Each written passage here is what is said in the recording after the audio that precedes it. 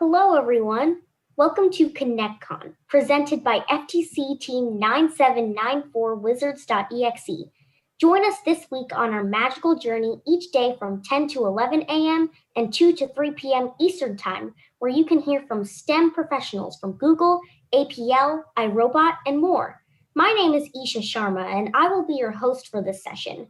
Please use the chat for any questions related to the presentation, and we'll address them at the end. Today, we're honored to have Mr. John Farley speak about how weather impacts baseball. Mr. Farley is the Chief Meteorologist for ABC Columbia and CTO of Weather Applied Metrics. Today, he will talk about modeling how weather impacts baseball and if we will ever get it right. Thank you, Mr. Farley, for taking the time to present at ConnectCon. Thank you, Isha. Happy to be here. And this sounds like a pretty interesting group, as I've been learning on the last 20 minutes or so. Today, we're going to talk about a project that is fascinating. And just in terms of careers, I want to tell you, that as you go through your career, doing things that have never been done before, to me, is the most exciting thing. And this happens to be the second project that I've had the pleasure to work on in my career, where we created something from nothing. So we had an idea, came up with it, and this is now something that's being implemented by some Major League Baseball teams. So I'll start you with what it is. So the name of the company is called Weather Applied Metrics. I'm one of the people who started that. And what we do is we model how the weather impacts sports. So in particular, I'll show you what we do with baseball today, and then we can discuss things in terms of questions and such later. So check this out. This is an example. We had our technology installed with the Red Sox in the fall last year. And this is a situation where the winds picked up dramatically late in the game, and the fielder was way out of place because the fielder was unaware of how much the wind was affecting the flight of the ball. So you'll see here that the fielder did not catch the ball. The ball ended up into the stands with a ground rule double, and the Red Sox lost the game because of the runner who ended up on second base because of the fielder who was out of place. So check this out. Actually, wait a minute. Let's go back and let me get this to play. There it is, right there. Okay. So if you notice, the wind is now impacting the flight of the ball 35 feet in right field. Loaded to right, charging on it. Here comes Brock Cole. The green line is where the ball actually landed. The red line is where the ball would have landed had the wind not picked up. So you can see clearly that he would have caught that ball, but instead, watch what happens. There's the ball, and it ends up in the stands. Rock's going to drop in. Bouncing to the stands for a double. I'll tell you what, the wind is playing havoc here late in this. So that's an example of had the fielder known that, then he would have been in the proper position and he would have made that out. So here's another example of how our technology is now being used this year by the Chicago Cubs. Regular season kicks off on Friday night. StatCast 3D. So let's go. Home run by Wilson Contreras. The red arc is what actually occurred. Home conditions is the green one, so that would not have been a home run. You see the again, we'll get to the specifics of where these arrows all come from. They don't just come out of the sky. But the idea here is that without the wind, the ball would have landed right here on the warning track. And you'll see in a moment that the fielder was well in position to have made that catch. However, the wind helped this over the fence, and so it was actually a home run. So right here down at the bottom, this one just shows you that the wind was aiding that ball by around 14 feet. When I say aiding it, it's the cumulative distance over the entire flight of the ball was aided by the wind. I'll go back here so you can see. So you see the wind field over the entire flight of the ball. From the time it was hit to the time it lands, the cumulative effect of the wind over that flight was adding 14 feet to the distance. The red arc is what actually occurred. Home conditions is the green one, so that would not have been a home run. You see the wind deflection.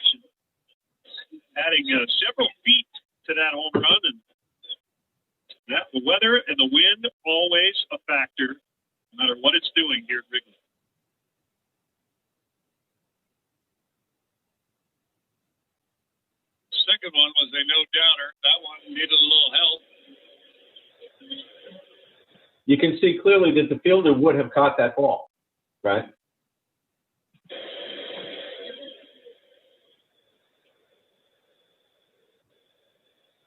This is Jorge. Okay, so what we're going to say is, wait, let's do this. There we go. So this is one of the ways that our technology is displayed. So what we do is we show, and what I'm going to do is I'm showing you examples now, but I'm going to go back through and explain how the technology works. So I'm just showing you the final product, and then we'll go back through and show you the, as we say, how the cake is baked. So what's going on here is that everything, you see these numbers, this is how their graphics people have decided to show this. And that is, so for example, the ball that's hit to right field at this time, the cumulative effect of the wind over the flight of the ball of an average ball hit to the outfielder is going to carry it an extra 10 feet. In left field, the cumulative effect over the flight of an average ball hit to the left fielder is going to knock it back closer to home plate by 3 feet. And you can see the different numbers in the different fields. So that's center field, right center, and left center. Okay. So here's the issue. The issue that we tried to solve is the following, or that we have solved is this, is that if you look at flags on any stadium, the flags actually do a very bad job of representing what the wind is doing inside of the stadium. So, you know, the flags, like, for example, you look at these different days, they're on the top, that's the Chicago Cubs. On the bottom, that's the Red Sox. So the flags are only capable of showing what the wind is doing at that given location. And frequently, they misrepresent what's really going on down over the field. And remember, when you talk about wind, wind is not just two-dimensional, it's three-dimensional. So when we talk about wind, oftentimes people just talk about it going horizontally, side to side, front, back, diagonally, whatever. But whenever we, and especially as meteorologists, we think about this, that wind is a three-dimensional property. That wind not only flows this way, but it flows down, it flows up, it flows in many different directions. So we figure out what the wind is doing in the three dimensions, and then we plug that in to our calculations, and so we can tell you what the influence of the wind is doing over the flight of the ball. So the question becomes, so for example, here's a day, you know, there's a nice, beautiful summer day in Chicago, and what we're trying to do is you know, the balls are flying up in here, right? And so what we're trying to do is we're trying to tell you how is the wind, among other things. I'm only going to focus on the wind today, but there are other weather parameters that impact the ball, but today we'll just discuss wind. But primarily we'll just discuss wind. So how do you figure out what the wind is doing in three dimensions over this large area? Right? And then what I'm going to do right now is I'm going to flow down. I'm going to zoom in on these flags. Okay. So look at what these flags are doing. The one on the top is going that way. The one in the middle is going that way. These are going this way. I mean, they're going all over the place. So how the heck do you figure out what the wind is actually doing? And how do you figure out what it's doing, for example, over second base or over the outfield while the game is being played? You can't put a weather sensor out there in real time. You can't fly a drone. You know, what do you do? So there are a couple of technologies, and I show you these two technologies that we explored. One is called radar, which I'm guessing you may be familiar with in terms of it has a lot of applications. One is LiDAR. And the idea here is that what you can do is, you may be familiar with radar in many applications, but one application would be this. I'm showing you here how with the self-driving cars, they have these things called radars and LiDARs that they use on the cars. So what's happening is that the car is emitting a beam out. That beam is bouncing off the object that it hits, or some of the beam is bouncing off the object that it hits, and then it returns to the place of the origin of where the beam was emitted. So, for example, in this case, you may be familiar with new technologies in cars where the cars will automatically stop before hitting an object in front of them. Well, that's either using radar or LiDAR. Most of them are using LiDAR, which is a light wave. So we'll go to the next one here, which is a light wave in here. This is the electromagnetic spectrum. So what they do is they send a beam out. It travels at the speed of light, which I think you all know is wicked fast. So it goes out. Some of the beam just disperses off the object that it hits, but some of it comes back. So imagine you shining a flashlight into a window, right? So as the flashlight goes into the window, much of it gets dispersed, but a lot of it, or portion of it, comes back. So knowing the difference between the wave that goes out and the wave that comes back, you can tell what's going on with the object that's out there. And you can have objects measured the size of cars, the size of hail, or the size of teeny little dust particles, depending on how you decide to adjust your instruments. So radar is down here, uses these radio waves. Visible LiDAR uses the visible range up in here. But this is all the range of the electromagnetic spectrum, which has a lot of applications. We're not going to go into all of those today, but just for our purpose, I just wanted to show you the different ranges of the things of the technologies that can be used. But the problem with these technologies is they tend to be really expensive, and they also don't measure everything that you want them to measure in real time, meaning right now, what's happening. They don't measure everything that you want because it takes a while to process things.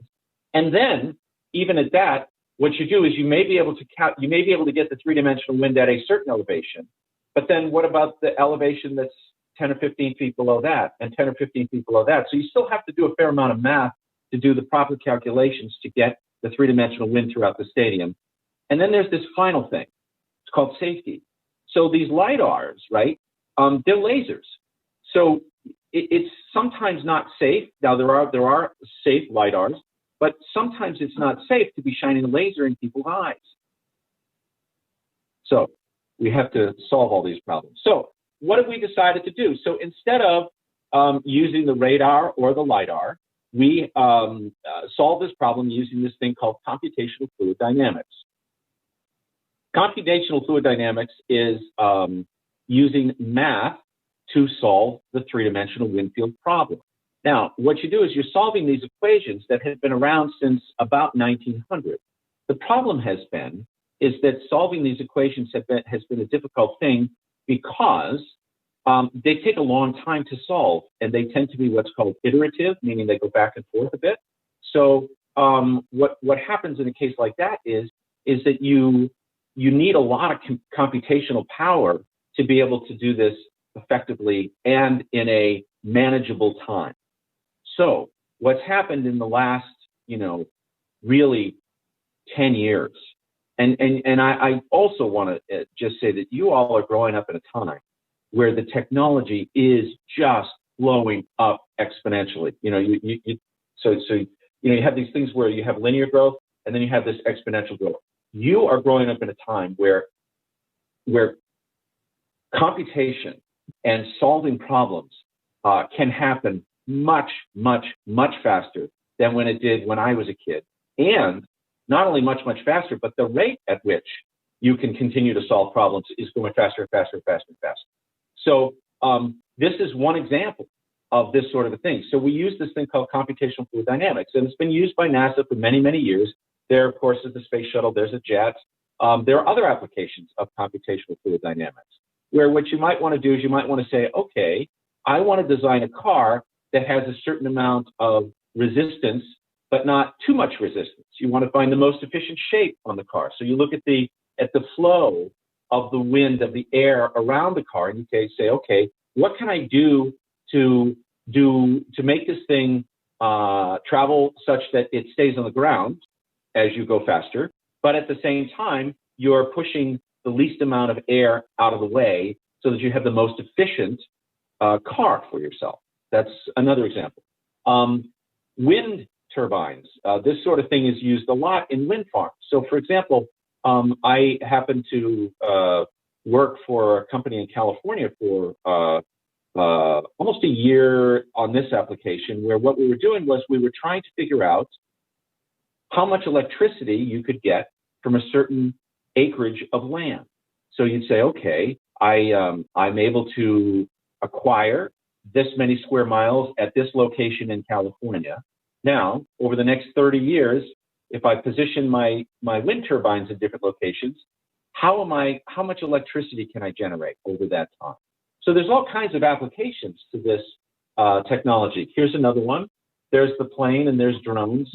So you get the idea. This stuff is being used all over the place, but where it hasn't been used is in sports like baseball. Now, for example, there's other sports. Again, you're trying to find, in terms of the cyclist, you're trying to find the most efficient, the least resistant you can be to the wind. So, do you design a helmet a certain shape, the bike a certain shape? Then do you tell the bicyclist to get down lower or position such that you have a minimum drag from the wind? And then there's the swimmer, same sort of thing.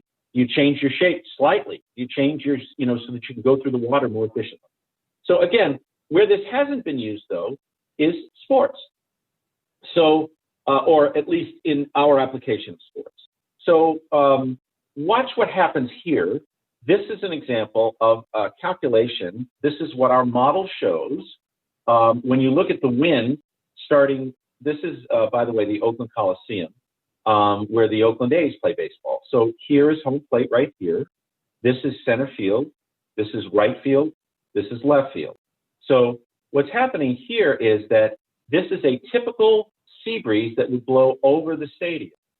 And so we start 200 feet above the surface of the stadium, above the grass, and then we go all the way down. Now, what I want to show you is, imagine you have flags up here on, these are the light towers, okay? So imagine if you have flags up here on the light towers, they're all going to be blowing off to the right, okay? But watch what happens to the wind as it gets closer to the ground. Again, flags up here, they're blowing off to the right.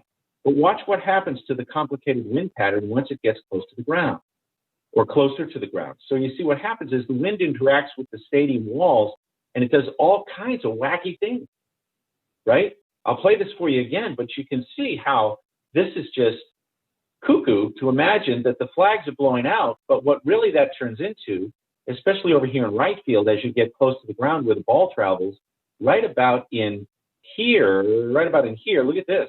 It becomes a headwind and a downdraft. So what looks to be a tailwind over the top of the stadium actually is the opposite. So again, remember when I went back and I said the flags misrepresent what's going on? Well, this is a classic example of how the flags actually are telling you the opposite of what's happening when the wind flows in through the stadium. I'll give you another example. This is Oracle Park, which is now what the Giants stadium is named. It kind of depends on what year you're in to describe, to call the Giants stadium what it's supposed to be called. This year it's Oracle. So again, this is home plate. This is center field. This is left field. And this is right field. Again, this is a typical sea breeze that comes in off of the ocean. And watch what happens as we take this down from about 200 feet above the field down to the field. So the wind is coming in. Again, if the flags are up here, they're showing a tailwind. But look at the cuckoo-ness of the wind as it gets down inside. It's very complicated. And so every ball that's hit up in the air with this type of a tailwind has to go through all of that before it can make it out of the park. So again, you're getting a lot of crosswinds, you're getting downdrafts, you're getting updrafts, you're getting all kinds of what we would refer to as turbulent or swirling flow inside the stadium as the wind looks to be just blowing over, but it's not. It's doing a lot more. So Major League Baseball wanted us to verify our technology. They wanted to say, okay, so you all are calculating, like, okay, so this back here, this is a calculation done by a model. So the model is calculating all of these winds, all right? So when we presented our technology to Major League Baseball, they said, okay, this all looks good, but we need to know if what your model is calculating is accurate. So they asked us to verify. So what we did was we hired the University of Kentucky to come in and fly a drone. And I'll show you in a second here. Let's go to this drone, and I'm gonna on this drone there are wind sensors on the front, on the back, and on the top. So let's show you right in here. I'm gonna stop this. Oops. Let's go back. So let's do this. And let's do this. Okay, so what I want to show you is, so we flew this drone in the Oakland Coliseum at these prescribed locations over here on the lower left. And what we did was we said, okay, we're going to fly the drone and we're going to stop it at 30 feet. And what we're going to do is we are going to check what our model is predicting that the wind is going to be at 30 feet. And then what we're going to do is we're going to compare that to what the drone measured. And then what we're going to do is we're going to fly the drone and let it sit at 60 feet.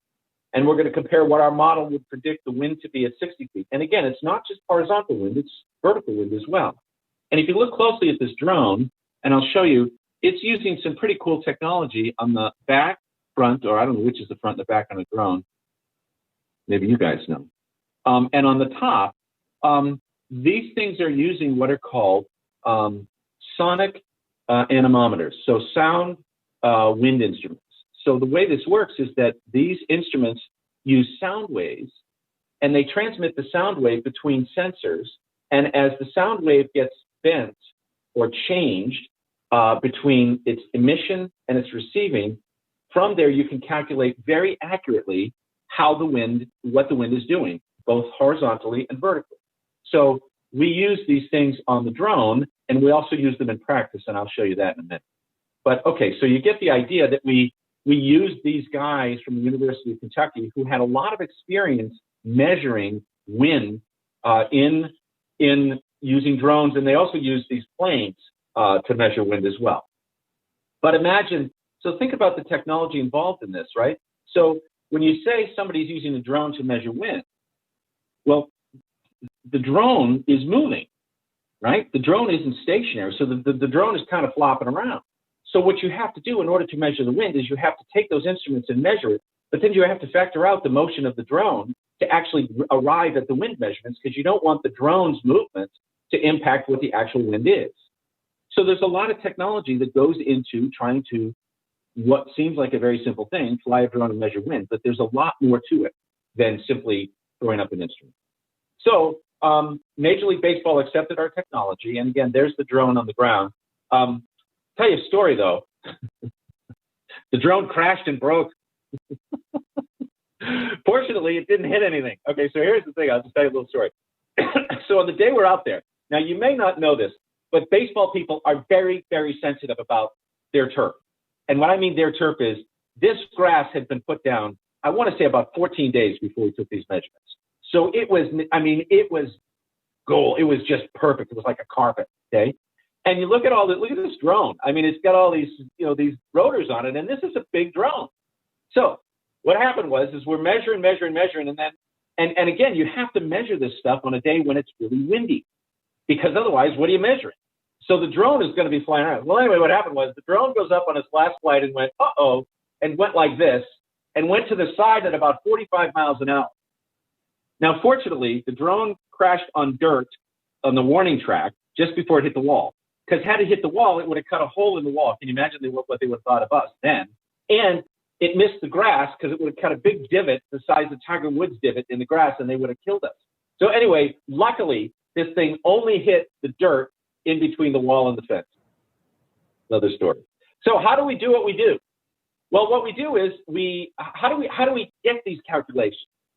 So what we do is we get this thing called computer-aided design. Now, my guess is that several of you probably know what computer-aided design is. Isha, is that a reasonable assumption? It is. Okay. So we get these computer-aided design models of the stadium and nearby buildings. Now, remember, there are different ways to get these computer-aided design models. One would be to fly a drone and use LiDAR, which is one of the technologies that we talked about before. Another would be to stick a camera in the middle of this thing with a LiDAR, and it spins. And there's all kinds of ways to do it, but it turns out that some of those ways are really, really expensive. So you can spend $20,000 or $30,000 to get some company to come in and get you a computer-aided design model of the stadium, or you can have some bright people on your team who figure out how to do it from Google Earth. And the cost comes down from, say, $20,000 or $30,000 down to maybe $500, which is a lot, right? And again, it's using technology. Now, again, I want you to understand something. There was no Google when I was growing up. There was no Google Earth. There was no Google anything. Again, that's the whole exponential growth in your ability to solve problems. When I was your age and trying to have to do this thing, to make a computer-aided design model, we didn't even have drones. So this would have been a completely, this maybe would have cost $50,000 or $100,000 to do this. We now can do it for $500 by using existing technologies and piggybacking on top of it. Okay, so what do? We get a computer-aided design model of the stadium, and then we do some math. And some of you have probably seen some math like this. You'll dig more deeply into it as you get into college. But so what we do is we use the computer-aided design models, and then we use from that, we take that, remember that wind modeling that I showed you about what was in all the stadiums, okay? So the wind flow through the stadium. So what we do is we actually calculate every wind direction and wind speed that could flow through the stadium.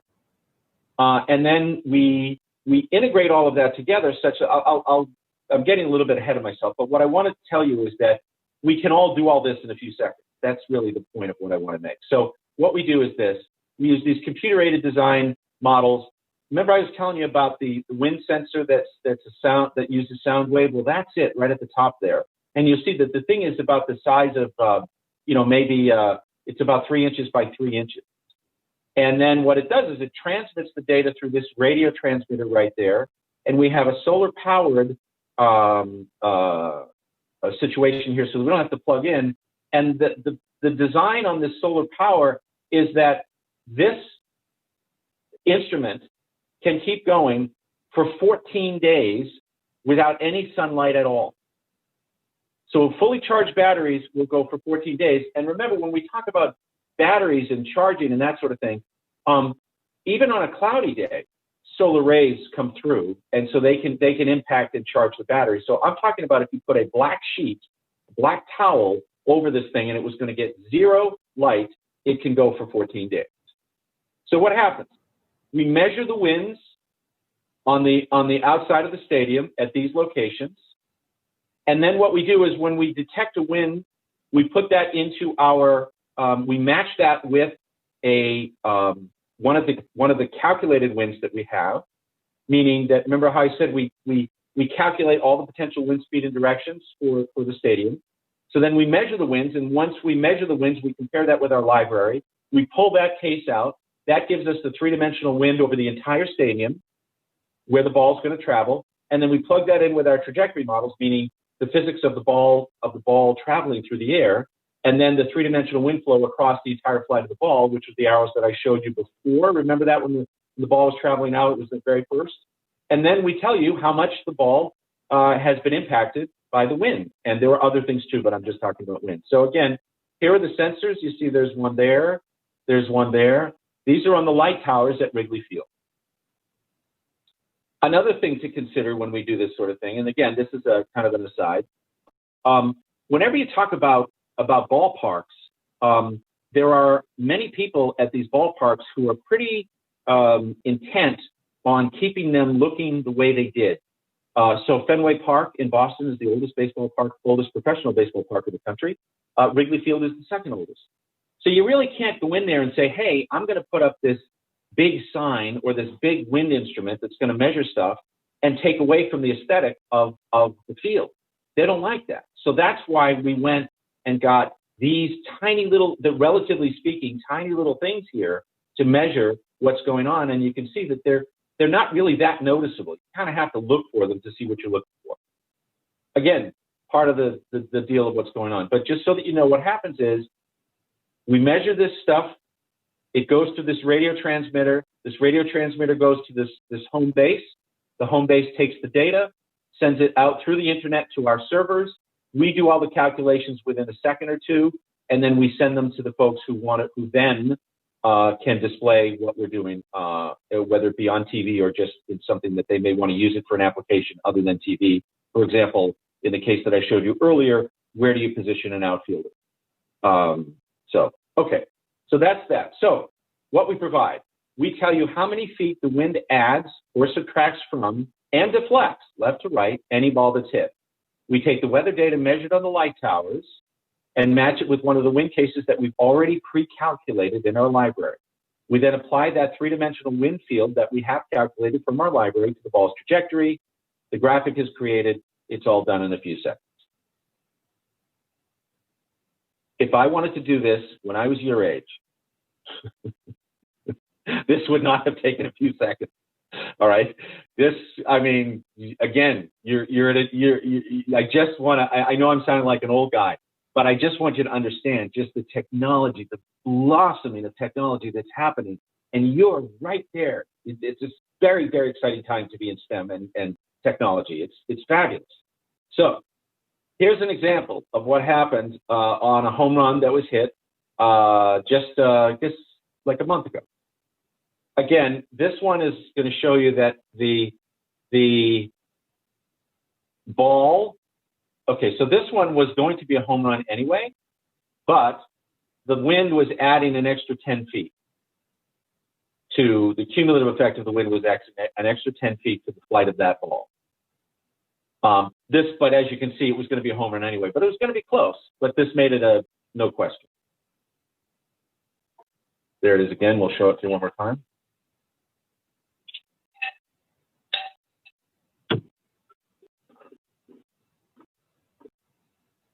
Okay, let's go to this one.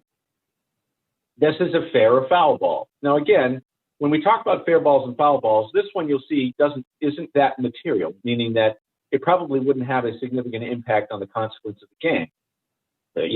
However, the point here is that the ball was blown fair as opposed to foul. Now, this makes a big difference as you go down the line where you run out of foul ground and you blow something fair to keep it a home run. So, for example, think about a ball that's down in here, or well, as we go a little further, you'll see.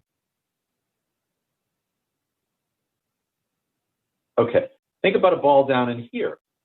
If the wind is blowing that ball 16 feet fair, that's either a foul ball or it's an out, or it could be a home run or not, right? In other words, a foul ball into the stands that can't be caught.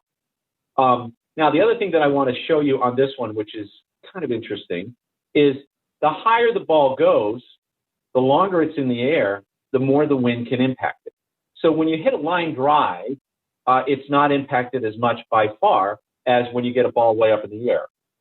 Also, when you get a ball way up in the air, notice these are the grandstands. This is the stadium.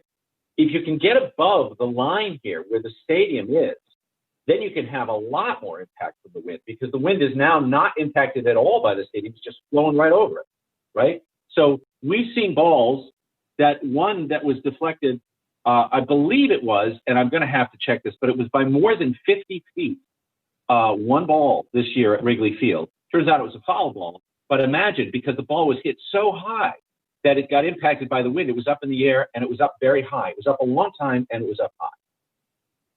So there's that situation where the ball was blown fair and otherwise it wouldn't have been. Here's the situation. This is a little hard to follow, but these are, and we're trying to show you, these are the three-dimensional winds over the flight of this ball. Now, when you look at it, it's confusing, but again, it's a confusing problem. It's not straight. There's a lot going on here. You see the winds are blowing in one direction close to us, they're blowing in a different direction farther away, and it all has to do with the swirl that's happening inside of the stadium. This is a home run, and again, look at the winds. They're doing all these crazy cuckoo things, and this one is very hard to follow with the winds and so forth, but the point of what's going on here is that you track the winds over the exact flight of the ball. And what I mean by that is, let me show you here. We're showing you three-dimensional winds from the surface up to the flight of the ball. So the point is, you see all these winds down here? They are not impacting the ball at all because the ball's way up here, right? So the winds that are impacting are these along the track of the ball. So in this is a case where it might not be intuitive, it might not be obvious, but what you see is the actual winds near the surface of the ball and over the flight of the ball are knocking it way over here, whereas without the wind, it comes way over here. So big, big change in how far that ball traveled. And this ball, in this case, either is barely a home run or could be caught by the outfielder, because of the wind, whereas in this case, it's just a home run. There's no fielder that has 20-foot arms. Fair enough. Okay, so you get the idea there. Let's show you a couple more examples. So again, we provide how many feet the ball will be added to or subtracted from or deflected right or left of an average fly ball. And we can do that now. We can do that a minute from now, several minutes from now, an hour, several hours, and sometimes even several days. That is, we are using forecasts to predict what's going to happen. So now, I frequently give talks on weather, and I will assume the audience will respond the same as the audience always does. How many people think that weather forecasts are accurate? Don't smirk, Ezra. Isha, don't smirk. Okay. Yeah, the thing is, so obviously, the farther away from your initial condition, the farther into the future, the accuracy of the forecast goes down. So the less accurate it is. But there are certain times when certain conditions are going to happen even several days in advance, which are obvious. And in those cases, we can tell you that, several days from now, this is what the wind is going to be. The weather in general is going to be at your stadium, and you can adjust accordingly. You can decide what pitcher to pitch. You can decide all kinds of things. Okay, so this is how the Red Sox talked about us at the start of the game. Well, in partnership with MLB and Weather Applied Metrics, we showed you this last night. We can see how the wind will affect the movement of the baseball. Going out, we can show you it going side to side as well. We saw Brock Holt with his footwork over at first. Okay, so here's a case where in right field, the ball is being deflected towards center field. But in left field, it's also heading towards center field, which you say, well, how is that? Well, that's the result of the wind over the course of the flight of the ball. So this is a real case. It doesn't always have to go from one direction to the other. Frequently, we get these directions change as you go through through a game or in a scenario. Well, in partnership with MLB and Weather Applied Okay, so I just showed you that one. Let's look at there. How about this one? Let's see. Yeah, no, we did that one. So, there's always stuff that can go on with baseball, with balls in general, baseball, football, golf, cricket, beach volleyball. In fact, think about beach volleyball. We had no idea until we started modeling, but remember, a volleyball is big and it has a lot of air in it. So when the wind picks up, this thing just changes dramatically the distance. So just to give you an idea, a 10-mile, now remember, a volleyball field, a volleyball court, beach volleyball, I think is 56 feet long, if I'm not mistaken, around 50 something. The way it works is this: a 10-mile-an-hour headwind versus a 10-mile-an-hour tailwind. The difference where the ball will land on a common down, like when you serve a beach volleyball, you spin it down generally because you want the ball to go down. So the difference in where that ball will land between a 10-mile headwind, mile-an-hour headwind, and a 10-mile-an-hour tailwind is 18 feet. It's a ton. It's a ton. Okay, so let's go on to something else here. Wind is blowing. When the wind is blowing, it has the biggest impact. Wind changes during the game. And again, the wind inside of the stadium is pretty complex. So that's what it is that we're capturing. So check this out. This is, I think, this is the one where that you're coming back into the. So check this out. Again, the right fielder's over here. The balls are being deflected to the right 17 feet at the time that this batter is hitting. This right fielder doesn't know that. So the right fielder is simply sitting in a position where he's normally going to be. But he's not aware of the weather affecting this thing by 17 feet. There's nothing up here that's going to indicate that. The flags are doing whatever they're doing in center field, but he doesn't have any idea. So watch what happens. Bottom of the batting. He doesn't make the catch. And that turns out to be a triple.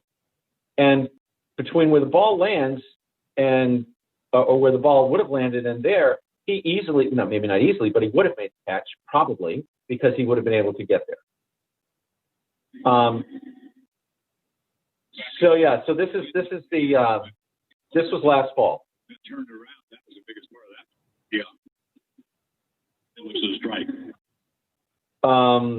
Here's the ball that would have been an out if it hadn't been pushed into the stands. Benintendi's been leading. The ball at this time in this game is deflecting the ball 12 feet to the left.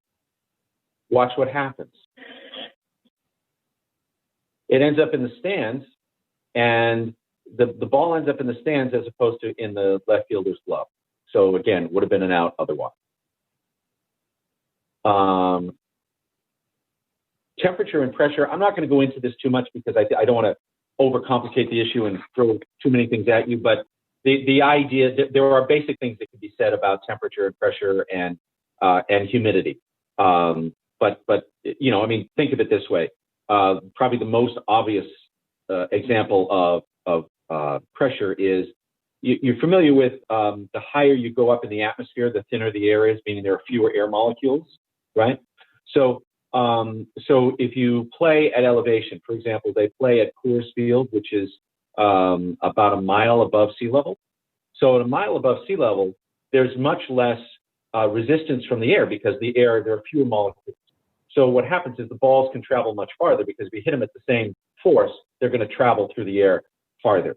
So that's an example of lower pressure and how far balls travel as a result, lower air pressure.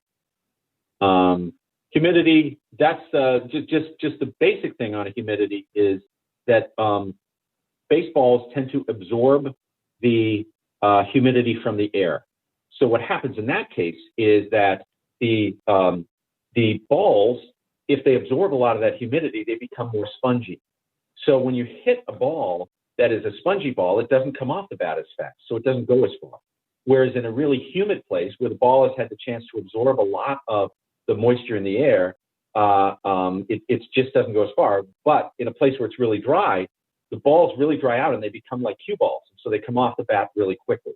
The other thing to do with humidity is humid balls are slightly heavier than dry balls because they have some water in them, a little bit, not a lot. But that also makes the ball not go as far because it's slightly heavier. So, okay, so you know, these are some things. So that's on this.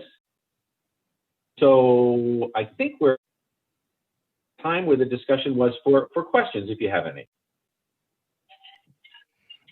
Yeah, that's right. Thank you, Mr. Farley, for a wonderful presentation. I mean, I certainly learned a lot about it. It was super interesting. And we have quite a bit of questions from the audience, so I'm going to ask you those now.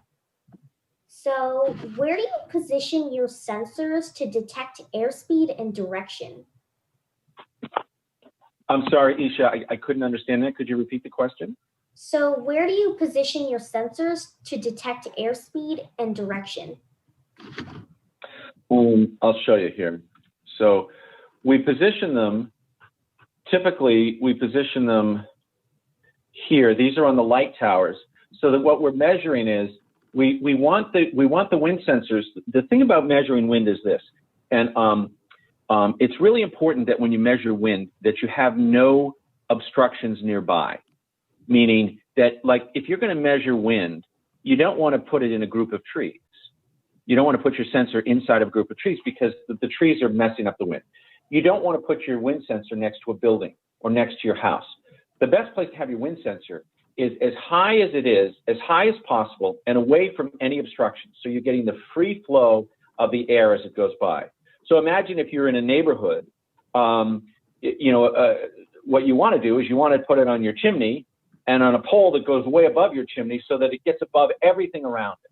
So that's why we tend to put them on light towers, which in this case, you can see the three places where we put them because these are, the light towers are the tallest thing around Wrigley Field. There is nothing taller. Now, there are baseball parks, for example, in San Francisco, where there are taller buildings nearby. And the way it works is this. There's a general rule of thumb, and that is, let's just say you have an obstruction that's 10 feet tall. You need to be 6 times that height downwind for it to not impact you. So for example, if you have an obstruction that's 10 feet tall, you need to be 60 feet away from it at the same elevation before that has no impact on the wind.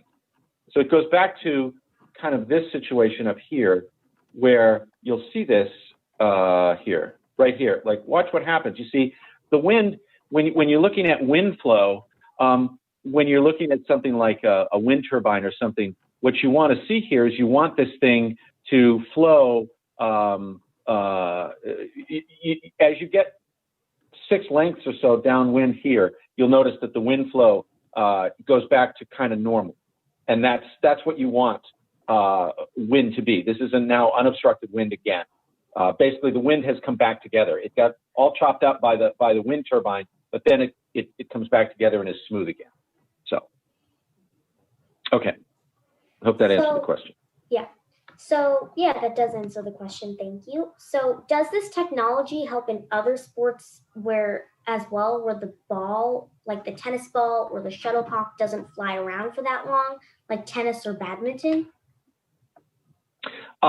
Yes, it does. It can happen in any sport. You would be surprised at how much a ball gets moved around by the wind.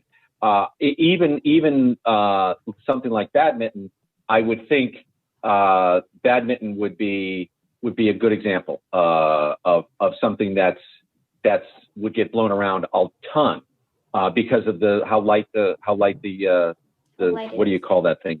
The shuttlecock, yeah. Yeah.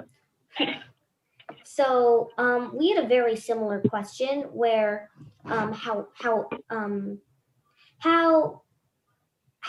the weather applied metrics and calculating 3D winds can be used in football for field goals, or how they would aid the kicker. So can this be used in football for field goals? Yeah, basically.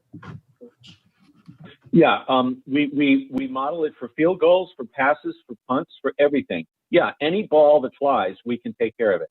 So yeah, there are definitely circumstances where in a football game, if you're trying to say, okay, I'm going to try to kick a field goal here, it would be very useful to know that over the flight of the ball, if it's going to be impacted, left, right, push back, push, yeah, definitely. Yeah, and we do that as well for football, yes.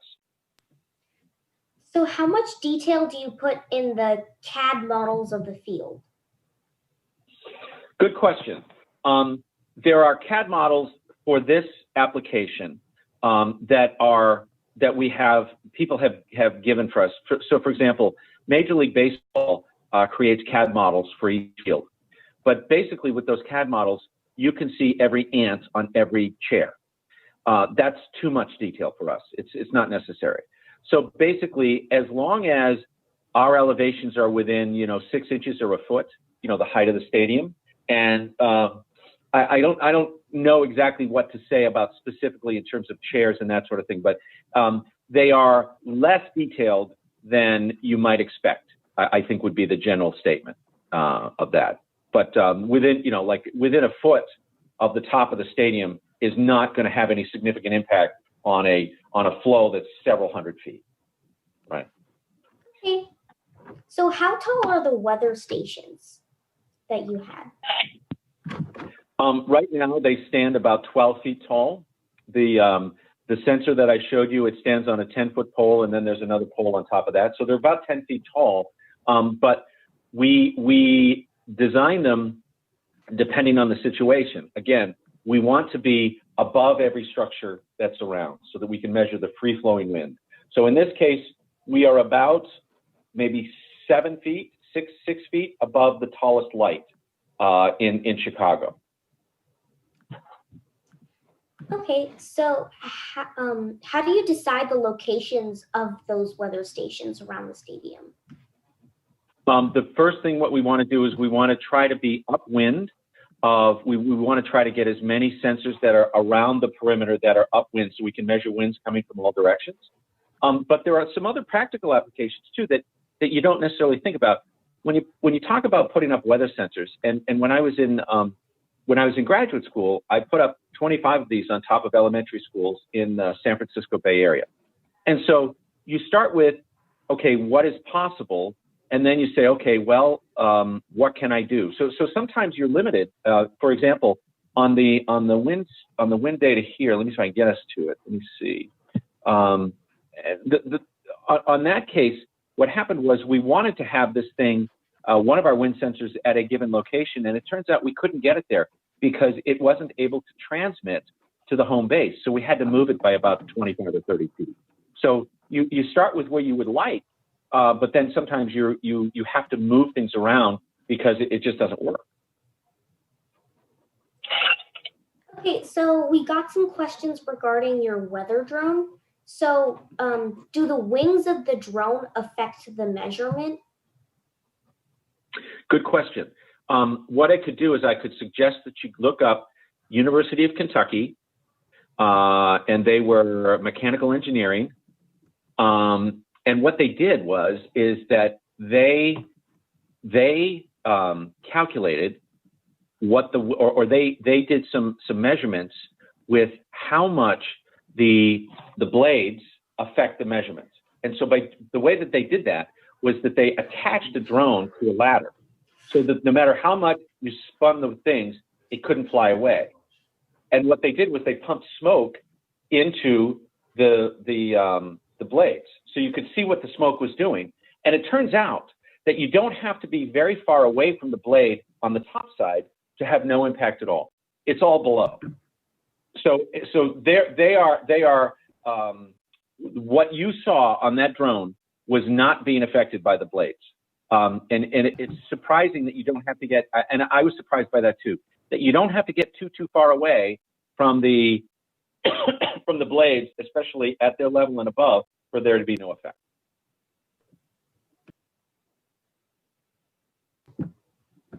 All right, so how do the models predict? So the models predict the amount of feet that the ball will be displaced.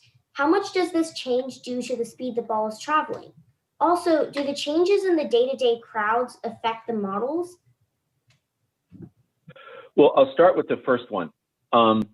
The crowds have no impact, or if they do, it's kind of like an ant trying to move a car, right?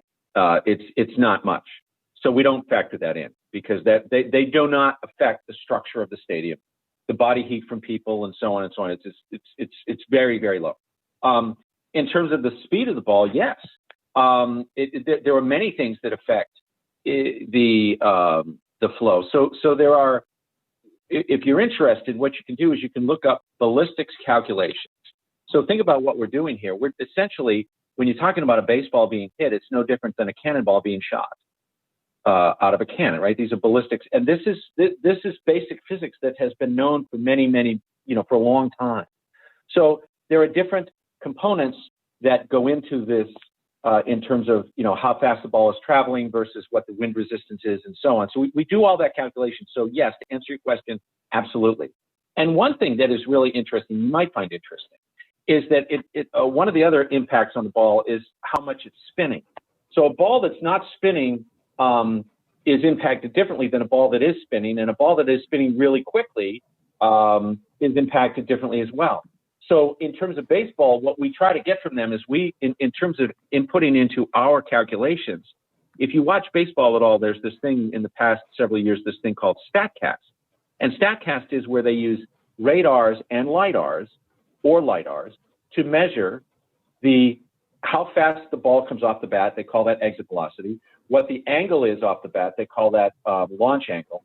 What the spin rate is, they call that spin rate. The spin rate and the angle of the spin. So there's all these things that we take into account, and then we factor into our calculations. Yes.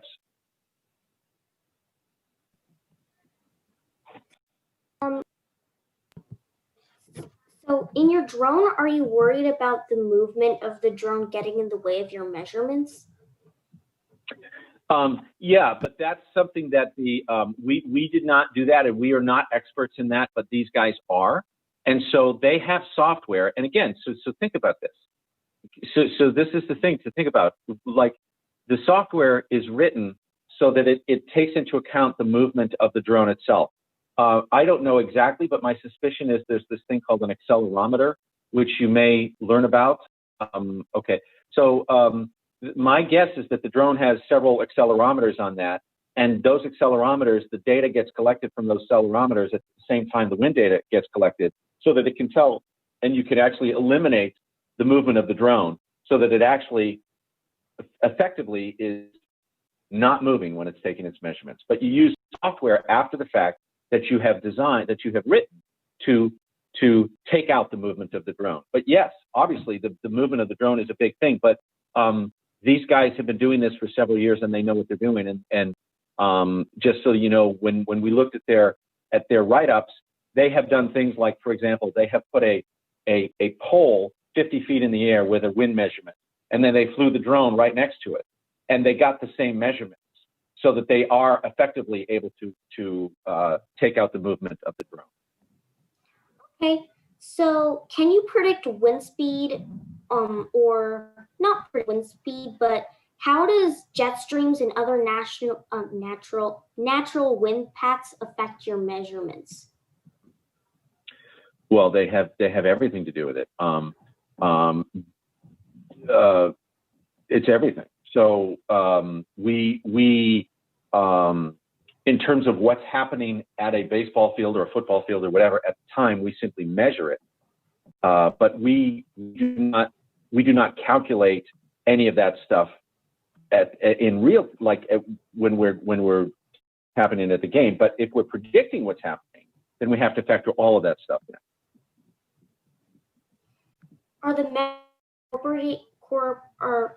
Are these metrics incorporated into the real-time metrics and probabilities StatCast provides to MLB teams? We're working on that. We are in process, and this is our beginning stages. So we don't know where that's going to go, but we would like that, because then we get paid more. No, and people learn more. So no, that's the thing. I mean, and again, this is something that I want to talk about is that the people who went into this project, we went into this project because we thought it was fascinating and interesting. And yes, we may make money, but the driving force in anything is a dream, a thought, an idea. And I'm just telling you that think of the success of a company like Apple. Apple says things like, think different. Oh, and by the way, we sell phones and computers that can help you do that. But the idea is it's much more of a movement than it is a sales pitch. It's join the movement. So we like to think of ourselves as kind of a movement of wow, we could change how people see sports. So yeah. All right. Okay. So last question: Which stadiums has weather applied metrics been integrated to? Right now, it's only Wrigley Field in Chicago. We did a pilot program with well, actually, that's not completely true. I just lied to you. Isn't that awful? No, I wouldn't lie. I just forgot about a couple of things.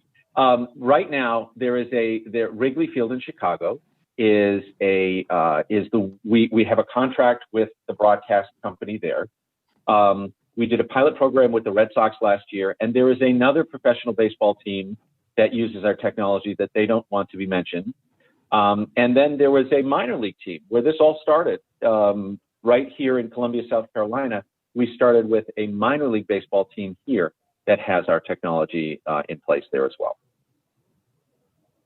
All right. Okay. I think we've run out of time now. Thank you, Mr. Farley, for talking to us about weather applied metrics. ConnectCon would not have been possible without our speakers. Also, thank you to our alumni Angeline Zhang, Ishan Oberoi, and Sarthik Bhatnagar for their help. Also, thank you to our audience for being attentive and kind. If you have any more questions regarding the presentation, please email them to us and we will forward it to Mr. Farley. Please make sure to like and subscribe to our YouTube channel, Wizards.exe FTC 9794. Follow us on Twitter, Instagram, and our Facebook, and check out our website. Thank you once again to Mr. Farley from all of us here today. We hope to see you all tomorrow for our 2 sessions. In the morning, Mr. Samir Durvasula will be speaking about health engineering, and in the afternoon, Dr. Eric Anderson will be speaking about biomedical science. See you tomorrow.